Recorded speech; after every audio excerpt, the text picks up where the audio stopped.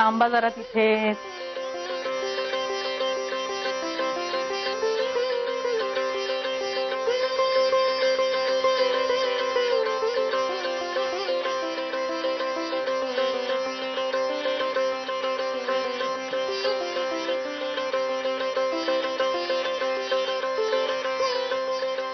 ये ग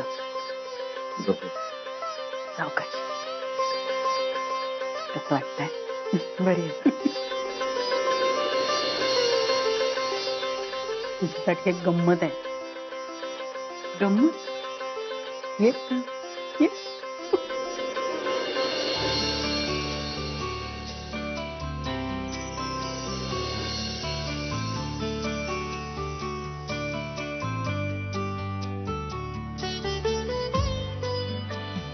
बाबा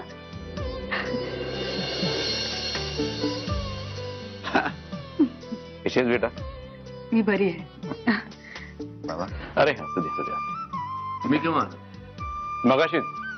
खरं तर मी वेगळ्या कारणासाठी तिथे आलो होतो, पण मग इथे आल्यानंतर शालिनी त्यांनी कुठे समजलं की मंजिरीला हॉस्पिटलमध्ये ऍडमिट केलंय, म्हणून मग तिकडे जायला निघालो होतो. तेवढाच तुमचाच त्यांना परत फोन आला की तुम्ही मंजिरीला घेऊन इथे येते म्हणून. म्हटलं की मंजिरीला घरीच सरप्राईज देऊ. बरं केलं तुम्ही. नाही, खरं तर सरप्राईज द्यायला मी इथे आलो होतो, पण इथे आल्यानंतर मीच सरप्राईज झालो. सत्यजितराव, एवढी मोठी गोष्ट तुम्ही माझ्यापासून का लपवून ठेवली? मंजिरीला हॉस्पिटलमध्ये ऍडमिट केलंय ही गोष्ट तुम्ही मला का नाही सांगितली? अहो, या सगळ्या गोष्टी इथे येऊन मला समजतात, त्याचा अर्थ काय समजायचा मी? बाबा, पण तुम्हाला अंधारात ठेवण्याचा कुठलाच हेतू नव्हता. झालं असं की जेव्हा मंजिरीच्या पोटात दुखायला लागलं तेव्हा मीच घरात नव्हतो, मी ऑफिसला होतो. आईनं फोन केला मला आणि नंतरच्या सगळ्याच धावपळीत माझं खरंच राहून गेलं कळवायचं, पण ही चूक झाली. मी माफी मागतो तुमची. हे बघा, इथे माफी मागण्याचा प्रश्न येतच नाहीये. मी मंजिरीचा बाप आहे. तिच्यासाठी माझं काळीज तुटणारच ना. तिला कुठे जरी वेदना झाली ना तरी सुद्धा अश्रू माझ्या डोळ्यामध्ये येतात. किंवा तिला जर काही दुखलं खुपलं तर त्या गोष्टी मला निदान कळाव्यात.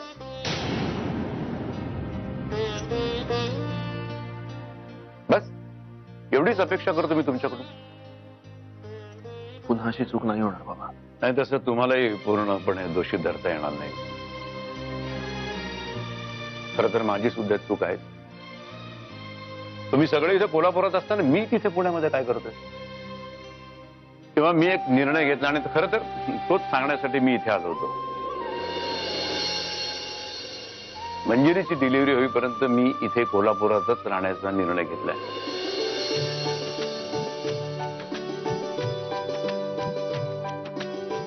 कोल्हापूर सोडून मी कुठेही जाणार नाही, अगदी पुण्यात सुद्धा. तुम्ही खरं सांगताय ना बाबा? अगदी खरं. मग तुम्ही इथेच राहायचं काय आई? हो हो, खरंच आहे. तुम्ही इथेच राहा. नाही, नको सत्यजितराव, तुम्ही एवढं सांगता, हाच तुमच्या मनाचा केवढा मोठेपणा आहे. नाही, मी इथे राहणार नाही. अहो, पण का बाबा? हे तुमचंच घर आहे. काय की सासऱ्यानं जाव्याकरता पाहुणचार लगेच आटोपता गावं हेच बरंच. काय बाबा? हो, गंमत केली हो, गंमत केली. काय, माझ्या एका मित्राचा फ्लॅट इथे जवळच रिकामा आहे, तिथेच राहणार आहे मी. म्हणजे काय, कधी गरज पडली तर 5 मिनिटांमध्ये इथे हजर राहीन मी. आणि तुमच्या या हट्टी बायकोवरती चांगली नजर ठेवीन. हो, तेही खरंच. चला आता आज जाऊन आराम करायचा. गप्पा नंतर मारत बस बाबांची. हो, प्रवासाचा क्षीण असेलच. जा तुम्ही दोघे, आराम करा. मला सुद्धा फ्लॅट बघायला लगेच जायचंय. नाही, असं कसं? जेवल्याशिवाय सोडणार नाही आम्ही तुम्हाला. नाही नाही शालिनी ताई, अहो तिथून मला पुन्हा मधुराकडे जायचंच आहे ना. आता थोड्या वेळात निघेनच मी. चला. बाबा मी आलेच. तुम्ही बसा ना, मी जरा चहा नाश्त्याचं बघते. आल्यापासून काहीच घेतलं नाही तुम्ही. या.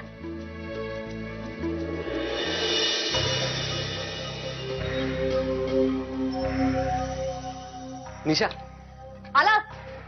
कुठे गेला होतास? जाण्याआधी सांगून जाता येत नाही तुला? तू ऐक ना माझं. रोज मला अक्कल शिकवतोस ना, आता मात्र स्वतःच्या मनाला वाटेल तसं वागतोयस तू. जरा ऐकशील का? तुला एक गोष्ट माहितीये ना, दादाची माणसं तुझ्या मागावर आहेत.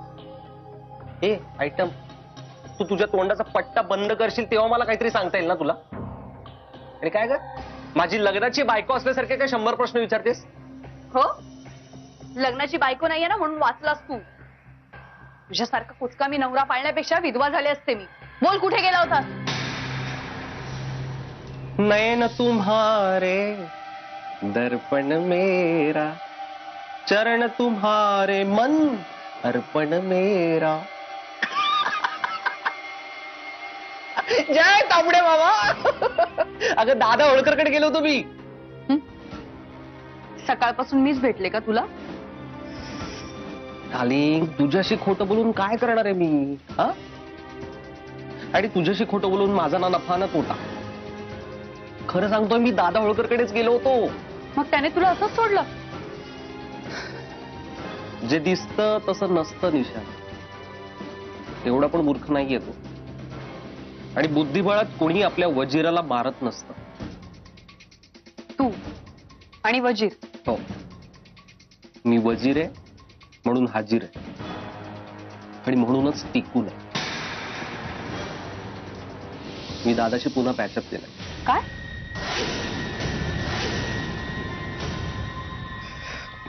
मी दादाकडे गेलो, त्याला सांगितलं की बाबा रे, मी हा जो काही आहे तो असा आहे.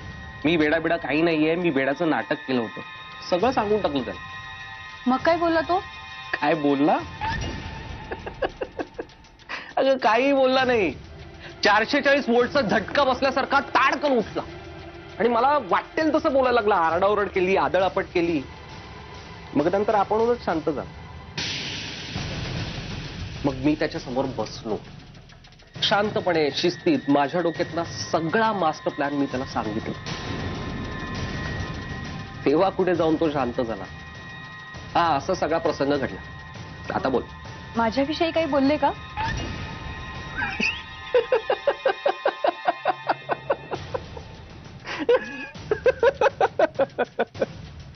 निशा, मी तुझा विषय. तू दिसायला तशी बरी आहेस, पण इथून थोडी कमी आहेस. त्यामुळे 2 इंटेलेक्च्युअल माणसं, 2 मोठी माणसं असं टॉक करत असताना तुझा विषय का काढतील?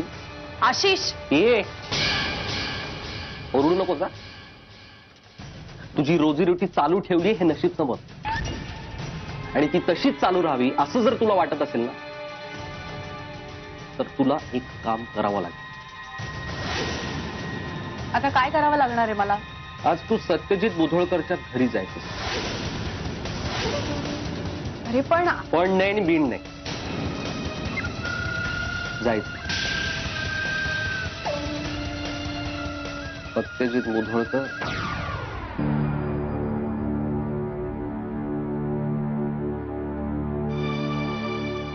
बोला ना बाबा, तुम्हाला काही बोलायचं होतं का? हो, सत्यजितराव, मला अगदी खरं खरं सांगा, काय म्हणाले डॉक्टर मंजिरीच्या तब्येतीबाबत? कुठलाही आडपडदा न ठेवता सांगा, म्हणजे जे काही असेल ते ऐकायची तयारी आहे माझी. डॉक्टरांनी मंजिरीच्या बाबतीत प्रीमॅच्युअर डिलिव्हरीची शक्यता वर्तवली आहे.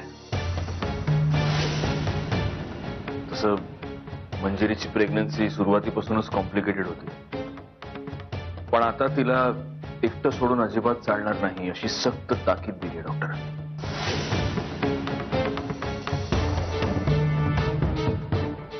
बाबा, तुम्ही प्लीज या गोष्टींचं टेन्शन घेऊ नका. इनफॅक्ट तुम्ही ते घेऊ नयेत म्हणूनच मी इतके दिवस तुम्हाला हे सगळं सांगितलं नव्हतं, आणि मी स्वतः आता जातीनं यात लक्ष घालणार. सत्यजितराव, तुम्ही एकटे नाही आहात, आम्ही आहोत ना तुमच्या बरोबर.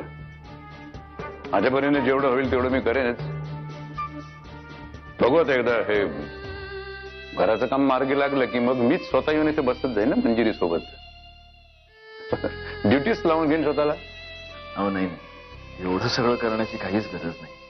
म्हणजे तुम्ही हे बोललात हेच पुष्कळ माझ्यासाठी. प्रश्न आता या 2-3 दिवसांचाच आहे. नंतर मी विहंगला सांगून माझी सगळी कामं ऍडजस्ट करेन आणि जास्तीत जास्त वेळ मी स्वतः घरी थांबेन. प्रश्न 2-3 दिवसाचा म्हणजे तुम्ही कुठे बाहेरगावी जाणार आहात का? मंजिरी हॉस्पिटलमध्ये असताना मी एक नवस बोललो होतो पुण्याच्या दगडूशेठ गणपतीला. मंजिरीला सुखरूप घरी परत येऊ दे, मी अनवाणी चालत तुझ्या दर्शनाला येईन.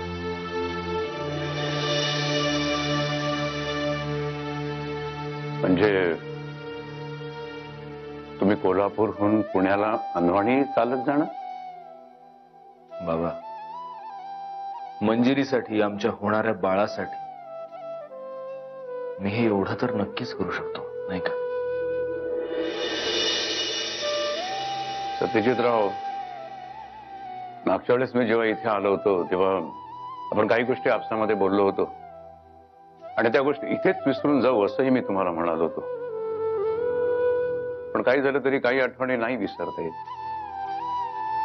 आज मी तुम्हाला एक गोष्ट सांगू इच्छितो मनापासून, की मी एक अत्यंत नशीबवान बाप आहे, त्याला तुमच्यासारखं जावई मिळाला. जगातल्या कुठल्याही बापाची हीच इच्छा असते की आपल्यापेक्षा जास्त प्रेम करणारा, माया करणारा नवरा आपल्या मुलीला मिळावा. त्या नशीबवान बापांपैकी मी एक आहे. माझ्या मुलीचा हात मी तुमच्या हातात दिला आणि बस आपलं नातं सुरू झालं.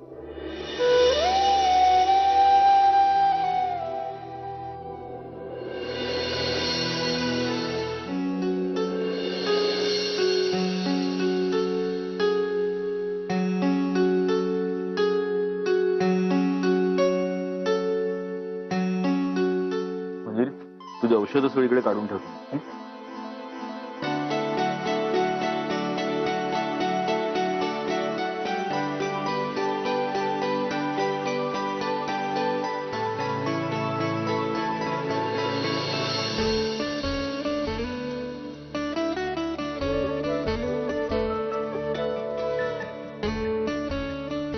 काय ग, काय बघतेस काय? तुम्हाला पाहते. का हे आधी कधी पाहिलं नाहीस का? दरवेळी नव्याने कळत जाता तुम्ही मला. तुम्ही अनवाणी चालत जाणार. हा, त्यात काय? अगं कितीतरी लोक असे नवस करतात. तुला माहितीये का, जगभरातून लाखो भाविक येतात दर्शनाला रोज. मी दर्शनाबद्दल बोलत नाहीये.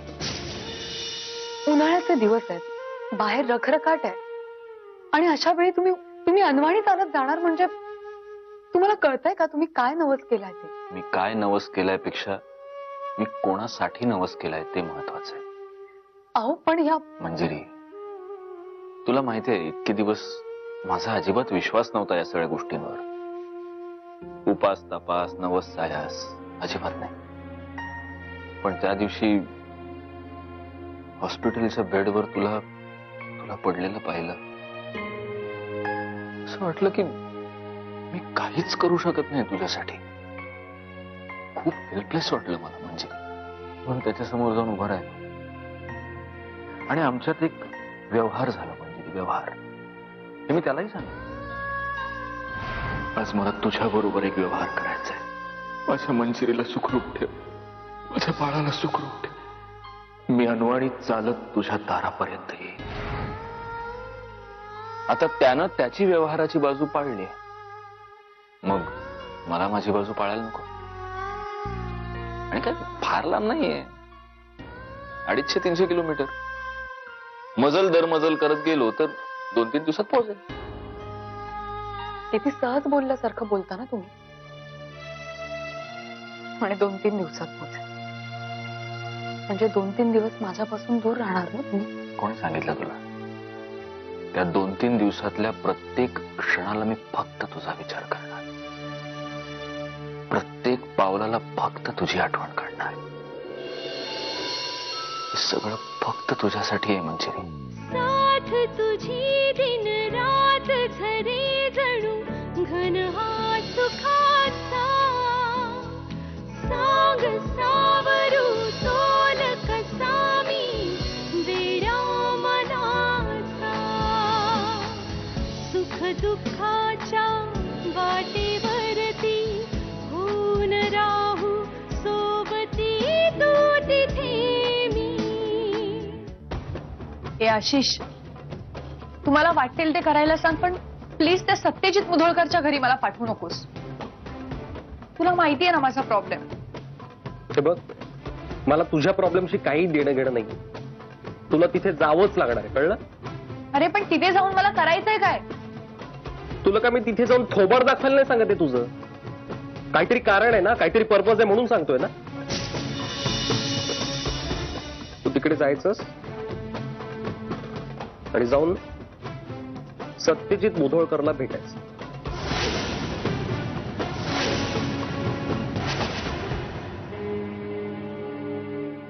सावित्रीने सत्यवानाचे प्राण यमराजाकडून परत आणले होते असं म्हणतात. आपल्या मुधोळकरांच्या घरात केस थोडीशी उलटी आहे. आपल्याकडे सत्यजित दादांनीच नवस बोललाय, मंजिरी वहिनी सुखरूप घरी परत याव्यात म्हणून. आणि आता त्या घरी आल्यानंतर सत्यजित दादा तो नवस पूर्णही करतील. पुण्याच्या दगडूशेठ हलवाई गणपती पर्यंत अनवाणी पायानी चालत जाणार आहेत सत्यजित दादा. क्या बात है प्रिया, ह्याला म्हणतात खरं प्रेम. आज काय वटसावित्रीवरचं प्रवचन दिसतंय आपलं नेत्राबाई. मी कोण प्रवचन देणार प्रिया? शहाण्याला शब्दांचा मार पुरेसा असतो म्हणून तुला बोलतेय जात. नको बोलूस, तू तोंड बंद ठेव नेत्रा. माझं तोंड बंद करून काय होणार आहे प्रिया? सत्य बदलणार नाहीये ना. सत्य हेच आहे की काही माणसं त्यांचं नशीब देवाकडनं लिहून आणतात. उदाहरणार्थ आपल्या मंजिरीबाई. मुधोळकरांचं नाव, इतकं चांगलं सासर, आईसारखं प्रेम करणारी सासू, मोठ्या सुनबाईचा मान, बसेचे बसला तरी खूप प्रेम करणारा नवरा. अजून काय पाहिजे असतं ग? आणि याच्या उलट काही माणसं करंटीत जन्माला येतात आणि करंटीत मरतात. फॉर एक्झाम्पल तू. ना आई बापांची माया, ना सत्यजित दादांचं प्रेम. अजूनपर्यंत तुझ्या हातात काहीच नाही. आयुष्यभर कपाळ बडवत बसायची वेळ आली आहे तुझ्या. नेत्रा, पास झालं. खूप बोलतेस तू. प्रिया, तुला हर्ट करायचा हेतू नाहीये माझा, पण या भाषेत बोललं नाही तर तुला कळत नाही. तुला परोपरीने समजावून सांगायचा प्रयत्न करते. सुहास बरोबर लग्न कर आणि सुखी हो. सुहास खरंच खूप चांगला मुलगा आहे. उद्या तू अशी आजारी वगैरे पडलीस ना, तुझ्यासाठी धावपळ करणारं कुणी हवं का नको? तुझ्या हक्काचं, तुझं असं. खरंच खूप चांगला मुलगा आहे सुहास. त्याला असा हातचा घालवू नकोस प्रिया. मला हे बौद्धिक डोस देण्यापेक्षा ना तू स्वतःचा विचार करत. उद्या जर तुला गरज पडली तर हा गौरांग धावून येईल तुझ्यासाठी. कसं आहे ना प्रिया, काहीही झालं तरी गौरांग नवरा आहे माझा. आळशी असला तरी सुद्धा खूप प्रेम करतो माझ्या. हो, त्यामुळे मला काही झालं ना तर जग इकडचं तिकडे करायला मागे पुढे बघणार नाही. अच्छा. आणि सगळ्यात महत्वाचा मुद्दा म्हणजे मी त्याची हक्काची, प्रेमाची, लग्नाची बायको आहे. तुझं काय? Who are you? माझं मी बघून घे. ठीक.